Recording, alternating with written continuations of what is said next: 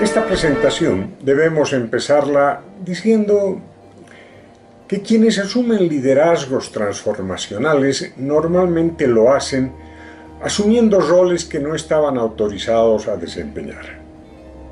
Es decir, que van más allá de lo que sus roles formales les permitían hacer.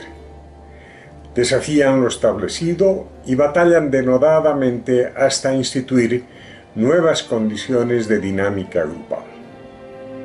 Esto es lo que sucedió con Jacob, hijo de Isaac, en quien el fuego arde en su pecho para mostrar un liderazgo desesperado pero conflictuado, conflictivo de principio a fin.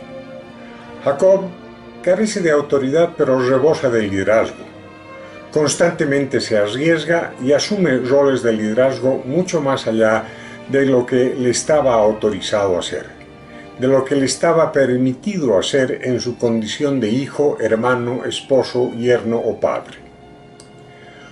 Una interpretación poco amigable de Jacob diría que engañó a su padre y a su hermano, engañó a su tío y a su suegro, engañó a sus vecinos terrenales y a un ángel celestial, engañó a sus esposas y a sus hijos, y a los gobernantes de Egipto y de Canaán. Sin embargo, esta sería una visión muy pobre del padre de Israel.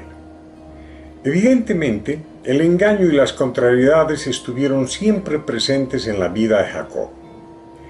Él, quien debía nacer primero, nació segundo, o por lo menos al mismo tiempo que Esaú, ya que nació agarrado del talón de su hermano. En este contexto, el conflicto de quien tenía que nacer primero se veía venir, dado que desde el vientre de su madre las pugnas por la primacía entre los dos hermanos ya se hacían sentar. Jacobo siempre quiso ser el otro, el primero, quien por casualidad fue Esaú, y así Jacob fue el segundo. Jacob siempre quiso a Raquel primero, la que finalmente sería su esposa, pero por desgracia para él, su suegro estableció que debía antes casarse con Lía, la hermana mayor.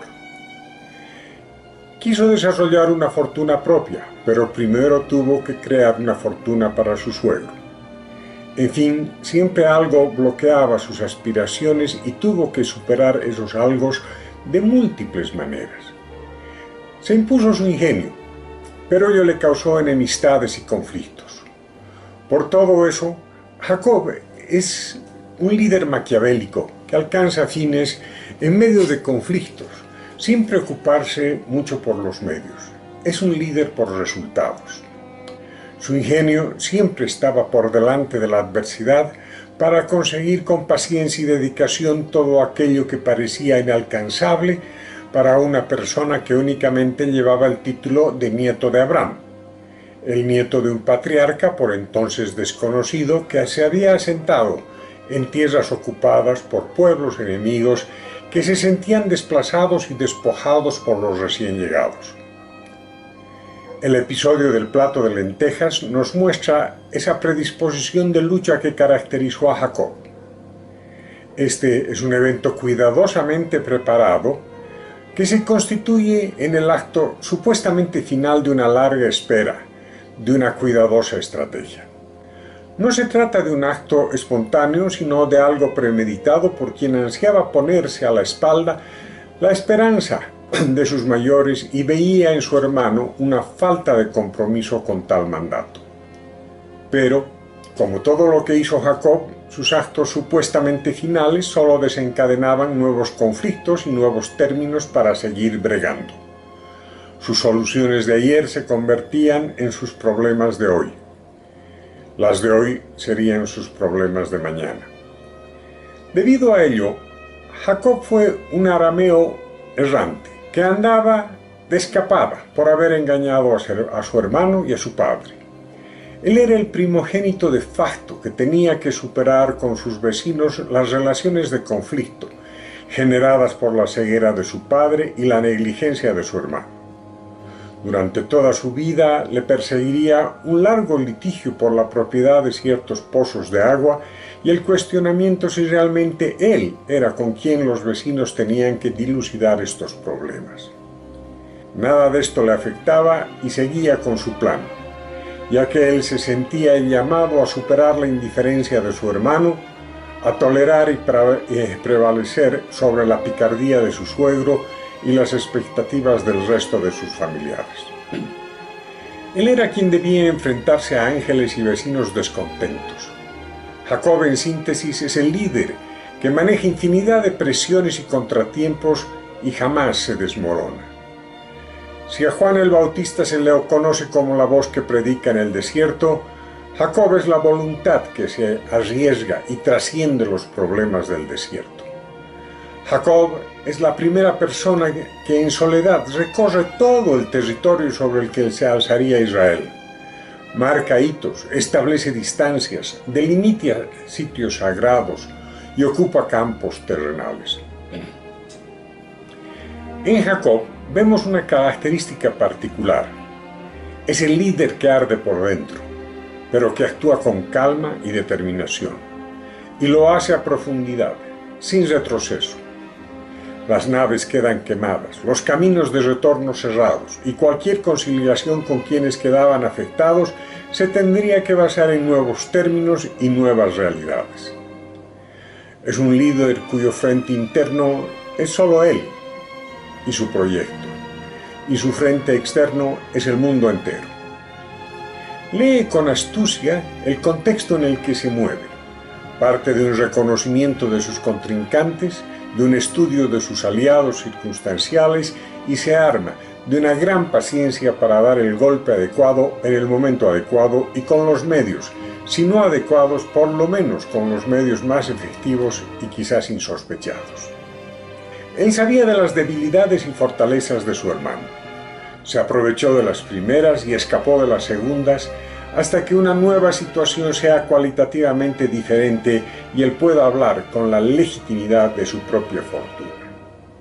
Jacob no tendría que ir a reclamar la fortuna de su padre ni la de su hermano, sino a hablar a partir de sus propios recursos, aquellos que él obtuvo por sí mismo. Por medio de terceros, mantuvo contacto con el hermano afectado hasta que logró una tregua de reconciliación. Solo entonces volvió a la tierra de su padre, a la tierra que su padre y su abuelo trataban de consolidar para un pueblo que todavía estaba por llegar. ¿Serán estas las acciones de un líder contestatario y sin autoridad? Al parecer sí, en la medida en que con cada episodio cimienta más y más su posición y se hace menos vulnerable. Se trata de alguien que asume el riesgo de ejercer liderazgo aun a pesar de que las normas establecidas estaban en su contra. Es el liderazgo de quien dimensiona el desafío, lo ejecuta en un momento oportuno y luego se las ingenia para sobrevivir a la reacción demoledora de quienes se ven afectados. Jacob interpela a la autoridad constantemente. La interpela y con frecuencia la sobrepasa. No la educa ni prepara en torno a los fines que él persigue, sino que su desafío está seguido de acciones que causan reacciones que él las considera manejables, pero que con frecuencia no las puede controlar porque se le van de las manos. Vuelve, insiste y vuelve a insistir hasta que las llega a dominar. Jacob es el artífice de una serie de acciones que parecen desperdigadas, pero que tienen un común denominador: volver al camino que se estaba perdiendo. Volver al camino de la conformación del pueblo de Abraham en este caso. Sus acciones parecen dispersas y desvinculadas, pero desde una perspectiva más larga, más a largo plazo, se ve que todas ellas respondían a las realidades de cada momento y a un propósito profundo, y a ciertos lineamientos de un plan. Para él, las casualidades bien aprovechadas se tornan en causalidades. Y al final de todos sus esfuerzos, no solo cuenta con la bendición del Padre, sino con la bendición divina. Tales bendiciones costaron, pero al final llegaron. Escapando de la furia del hermano y del enojo del padre, Jacobo descansa en un lugar llamado Betel, y allí con su cabeza sobre una roca sueña con una escalera que vincula la tierra con el cielo, por la que los ángeles y potestades y naciones suben y bajan. Es la visión de un eje de comunicación entre Dios y los hombres. He aquí una escalera, he aquí unos ángeles y he aquí Jehová. Eran las palabras que describía en su sueño. A partir de ello, y luego de innumerables peripecias, él logra palabrar y concretar su visión en torno a una escala soñada, una visión que trascendía la relación familiar e individualizada de sus antepasados y que se tornaría en el elemento central de su proyecto a futuro. La luz de esta visión se hace con él y él la palabra con una metáfora de vida. Vivir cotidianamente en medio de una interacción permanente entre la tierra y el cielo. Se compromete a dedicar el resto de su vida a honrar y respetar ese lugar potente y sagrado donde el contacto con lo divino es posible. Se propone la construcción de un lugar para acoger y contener aquella escala que llega al infinito, para que la humanidad pueda ser parte de ese subir y bajar entre los cielos y la tierra. La escala, asentada firmemente en la tierra, se convierte en su palabra, su símbolo y su meta. Él volverá algún día de su exilio y construirá allá en Betel no solo la casa de Dios, sino la puerta de entrada a un mundo mejor.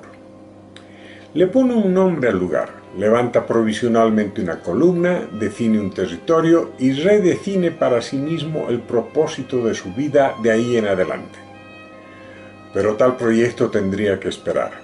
Tendría que esperar mejores tiempos. En ese momento debía poner distancia entre él y su hermano. Es así que escapando de Saúl llega a tierras de su tío Labán, hermano de su madre, y allí negocia los términos de su estadía y seguridad temporal. El tío se aprovecha de la situación y logra que, en tales circunstancias, Jacobo sea la fuente de su riqueza, lo extorsiona y explota. Pero Jacob supera tales abusos y con la paciencia de quien encontrando un propósito en la vida se proyecta a futuro. Multiplica los rebaños de su tío y constituye los suyos propios. Es el episodio de las reses blancas y de las reses manchadas que relata algunas de las astucias de Jacob. Se enamora de Raquel, pero es obligado a casarse con la hermana mayor Lía. Espera pacientemente por la oportunidad adecuada para conquistar a Raquel. Huye de la casa de su tío y suegro y negocia su retorno en base a una autonomía propia con sus rebaños y su familia. En ese lapso tiene 5 hijos con la mayor de las hermanas: Rubén, Simeón, Leví, Judá y Zebulón. 2 hijos con la esclava de Lía, Dan y Neftalí, y 2 con la esclava de Raquel, Gad y Aser. Y tiene una hija, Dina, que no será parte de los 12, de las 12 tribus de Israel.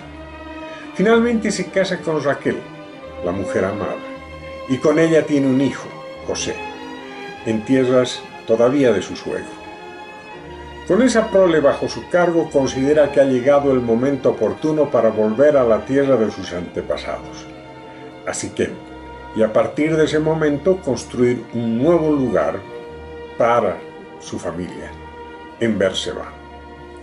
El objetivo era reconciliarse con su hermano Esaú y empezar la construcción de un templo sagrado en la localidad de Betel. Pero las adversidades continúan. En el camino de vuelta al hogar paterno, tiene que luchar contra todo tipo de contratiempos. Uno de ellos es un ángel, con quien entabla una lucha cuerpo a cuerpo, una batalla que dura toda la noche y de la cual Jacob saldría lastimado de una pierna. A partir de este episodio podemos decir que si Abraham es quien hizo cambiar de parecer a Dios, Jacob es quien lucha denodadamente con él, con las adversidades del destino. Luego de semejante demostración de tenacidad y fuerza, Dios le cambia de nombre y lo bautiza con el nombre de Israel. un nombre que tiene dos acepciones diferentes. A, príncipe de Dios, y B, el que lucha con Dios. Es así como se define la vida de Jacob. A pesar de ser un príncipe ante los ojos de Dios, debía luchar, y luchar contra todo y contra todos hasta imponer una alternativa que sea propicia para sus intereses y conducente a sus objetivos.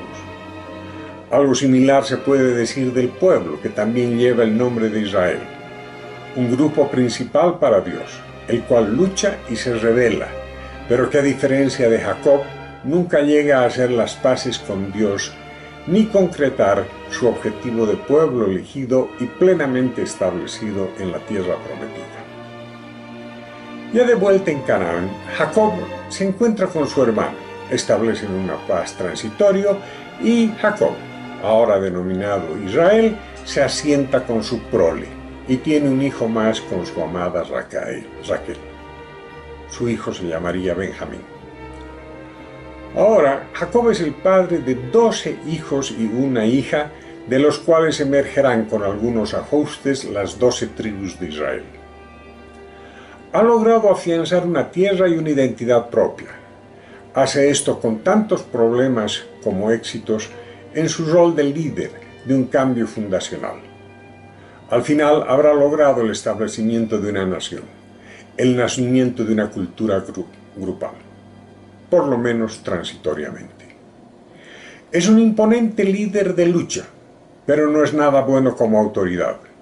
Se muestra injusto con sus hijos y prefiere de sobremanera a los hijos que tuvo con Raquel, a José y a Benjamín. Ello despierta celos y resentimientos en sus otros hijos.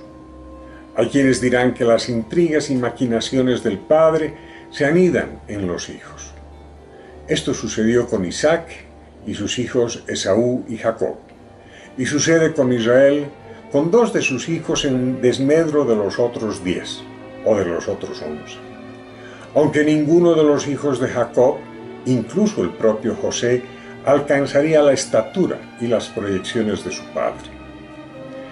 El pecado original de tales favoritismos y discriminaciones prevalecerá desde entonces en la fragmentación y confrontación de las tribus de Israel, en la desconfianza entre hermanos y en el constante alejamiento de unas tribus con respecto a las otras. Es en este contexto que se inicia la historia de las maquinaciones y los esquemas para matar al hijo preferido de Israel, a José, bajo la mentira de que fuera devorado por un león. Una confabulación que termina con la venta de José a unos mercaderes que se dirigen a Egipto, donde lo vuelven a vender como esclavo, pero esta vez a una autoridad egipcia. Esta historia no es más que el reiterado relato de la preferencia de una autoridad por unos que generan angustias en otros. Se trata de la historia recurrente en la que líderes poderosos terminan siendo autoridades mediocres e incluso débiles al no mantener una de las reglas fundamentales de la autoridad efectiva: no tener favoritos en el grupo, dedicarle atención tanto a cada miembro del grupo como al conjunto del grupo, de una manera equitativa y equivalente, y además mantener la autoridad por encima de ambos, por encima de las personas aisladas y del conjunto en general. Esto se puede expresar en un triángulo en el cual a ambos lados, izquierda y derecha, están el individuo y el grupo en equilibrio respecto a una dirección de conjunto que va hacia arriba. Esta es una de las reglas de equidad básicas para la autoridad efectiva.